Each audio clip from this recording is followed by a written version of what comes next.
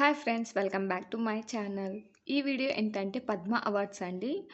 So మనకొచ్చేసి current అఫైర్స్‌లో awards అనేవి చాలా important కదా! సో రీసెంట్‌గా మనకి పద్మ అవార్డ్స్ ఇవ్వడం జరిగింది 2025లో. సో కరెంట్ అఫైర్స్ నుంచి పద్మ అవార్డ్స్ అడగడానికి ఛాన్స్ ఉంది కాబట్టి ఖచ్చితంగా 1 మార్క్ వచ్చే ఛాన్స్ ఉందండి. సో నేనైతే ఎక్స్‌పెక్ట్ చేస్తున్నాను 1 మార్క్ వస్తుందని. అందుకని అసలు ఇప్పుడు పద్మ అవార్డ్స్ ఏంటో చూద్దాం. అవి అంటే పద్మ అవార్డ్స్ అంటే ఏంటి? అందులో ఎన్ని రకాలున్నాయి? ఈ ఈ ఇయర్ ఎంతమందికి ఇచ్చారు? అసలు ఈ పద్మ అవార్డ్స్ ఎప్పుడు ఇస్తారు? సో ఇలాంటివన్నీ ఫస్ట్‌కి ఎవరికి ఇచ్చారు? ఇలాంటివన్నీ తెలుసుకుందాం. సో లేట్ చేయకుండా మనం స్టార్ట్ అయిపోదాం వీడియోలోకి. సో ఫస్ట్ వచ్చేసి పద్మ అవార్డ్స్ 2025. భారతదేశ అత్యున్నత పౌర గౌరవాలలో పద్మ అవార్డులు ఒకటి. ఓకే. గౌరవాలలో అత్యున్నత పౌర గౌరవాలలో పద్మ అవార్డుని ఇస్తారు. పద్మ అవార్డ్స్ 1954లో ప్రారంభమైంది. అంటే 1954లో స్టార్ట్ చేశారు పద్మ అవార్డ్స్ని ఇవ్వడం. నెక్స్ట్ వచ్చేసి సత్యేంద్రనాథ్ బోస్ పద్మ విభూషణ్. సో ఫస్ట్ వచ్చేసి మనం ఇంకోటి చూద్దామండి. దానికంటే ముందు మనకి పద్మ అవార్డ్స్లో మూడు రకాలైన అవార్డ్స్ ఉంటాయి. ఒకటి ఏంటంటే పద్మ విభూషణ్, పద్మభూషణ్ మరియు పద్మశ్రీ. సో ఈ మూడిట్లో అత్యున్నతమైనది పద్మ విభూషణ్, తర్వాత పద్మభూషణ్, సో లాస్ట్కి వచ్చేసి పద్మశ్రీ. ఓకేనా. సో ఇవి 3 రకాలు ఉన్నాయండి. సో ఫస్ట్ పద్మ విభూషణ్ పొందిన మొదటి వ్యక్తి ఏమో సత్యేంద్రనాథ్ బోస్. నెక్స్ట్ వచ్చేసి పద్మభూషణ్ పొందిన తొలి క్రీడాకారుడు విశ్వనాథ్ ఆనంద్. ఓకేనా. పద్మభూషణ్ అవార్డు అందుకున్న తొలి క్రీడాకారుడు విశ్వనాథ్ ఆనంద్. ఓకే. నర్గిస్ దత్ పద్మశ్రీ అవార్డు పొందిన మొదటి నటి. ఓకేనా. అంటే వివిధ కేటగిరీల వాళ్ళకి ఇస్తారండి.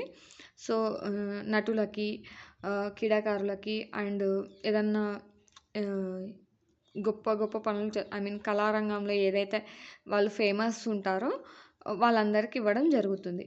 ఓకే. సో నెక్స్ట్ వచ్చేసి 2025 అంటే ఈ ఇయర్ 2025కి 7 పద్మ విభూషణ్ అవార్డులు, 19 పద్మభూషణ్ అవార్డులు మరియు 113 పద్మశ్రీ అవార్డులు ఇచ్చేసారండి ఆల్రెడీ. సో ఇది ఎప్పుడు అనౌన్స్ చేస్తారంటే గణతంత్ర దినోత్సవం సందర్భంగా భారత ప్రభుత్వం ఈ అవార్డులను ప్రకటించింది. ఓకేనా. గణతంత్ర దినోత్సవం సందర్భంగా భారత ప్రభుత్వం ఈ అవార్డులను ప్రకటించింది. అంటే ప్రతి ఇయర్ ఇలాగే ఇస్తారండి. అంటే ఈ గణతంత్ర దినోత్సవం సందర్భంగానే ఇస్తారు. అంటే జనవరి 26ని ఇచ్చేస్తారు. ఓకే. సో ఈ అవార్డును భారత రాష్ట్రపతి అందజేస్తారు. ఈ అవార్డులు వీళ్ళు అనౌన్స్ చేస్తారు కదండి ఎవరికి ఇచ్చారనేది. వాళ్ళకి ఎవరు అందజేస్తారంటే భారత రాష్ట్రపతి అందజేస్తారు. జనవరి 8, 1955న జారీ చేసిన రాష్ట్రపతి నోటిఫికేషన్లో పద్మభూషణ్, పద్మవిభూషణ్, పద్మశ్రీ నామకరణం చేశారు. అంటే వీరికి ఎప్పుడు నామకరణం చేశారంటే జనవరి 8, 1955. మనకి స్టార్ట్ అయింది ఎప్పుడు అండి? 1954లో ఈ అవార్డ్స్ స్టార్ట్ అయ్యాయి. సో వాటికి ఈ కేటగిరీ అని నేమ్ పెట్టింది మాత్రం 1955లో. జనవరి 8, 1955లో ఎవరు? రాష్ట్రపతి. ఓకేనా. సో ఈ ఇయర్కి వస్తే మొత్తం పద్మశ్రీ వచ్చేసి 113, పద్మవిభూషణ్ వచ్చేసి 7, పద్మభూషణ్ వచ్చేసి 19. అంటే మొత్తం 139. ఓకే. 139 total awards. సో ఇందులో మనకి కేటగరైజ్ చేయొచ్చు. ఏంటంటే 23 మంది మహిళలు. ఈ 139 మందిలో 23 మంది మహిళలు ఉన్నారండి. వారిలో కూడా 10 మంది విదేశీయులు ఎన్ఆర్ఐస్ ఉన్నారు. ఓకేనా. ఇంకోటి దీంట్లో ఇది అడగడానికి కూడా ఛాన్స్ ఉందండి. ఈ రెండిట్లో అడగడానికి ఛాన్స్ ఉంది. అందుకే నేను డివైడ్ చేసి మళ్ళీ రాశాను. 13 మంది మరణాంతరం అవార్డులు పొందారు. అంటే వాళ్ళు మరణించినా సరే వాళ్ళు చేసిన కృషికి మన వాళ్ళు అనేది అవార్డులు ఇవ్వడం జరుగుతుంది. ఓకేనా. వాళ్ళు ఎంతమంది ఉన్నారండి? మరణాంతరం అవార్డులు పొందిన వారు 13 మంది మరణాంతరం అవార్డులు పొందారు. ఓకే. సో భారత రాష్ట్రపతి ద్రౌపది ముర్ము 139 పద్మ అవార్డులను ఆమోదించారు. ఓకే. ఇన్ని అవార్డులను ద్రౌపది ముర్ము గారు ఆమోదించారు. ఓకే. నెక్స్ట్ వచ్చేసి సో ఎన్ని రంగాల వారికి ఇస్తారంటే ఈ పద్మ అవార్డ్స్ను 11 రంగాల్లో ఉన్న వాళ్ళకి ఇస్తారు. సినీ ప్రముఖులకి అండ్ క్రీడాకారులకి ఇలా అన్ని 13 కళాకారులకి, నటులకి ఎక్సెట్రా అందరికీ ఇస్తారండి. 13 రకాల వాళ్ళకి ఇస్తారు. అంటే సైంటిఫిక్గా చేసే వాళ్ళకి ఇలాంటి వాళ్ళందరికీ ఇస్తారు. 13 రంగాలు ఉన్నాయి.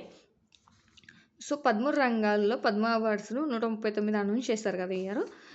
విభూషణ్ వచ్చేసి 7 కదా, అందులో మేల్స్ వచ్చేసి 5గురికి, అంటే మెయిల్ మెంబర్స్కి 5గురు తీసుకున్నారు. అండ్ ఫీమేల్ మెంబర్స్ వచ్చేసి 2, ఓన్లీ 2 వచ్చాయి ఫీమేల్ మెంబర్స్కి.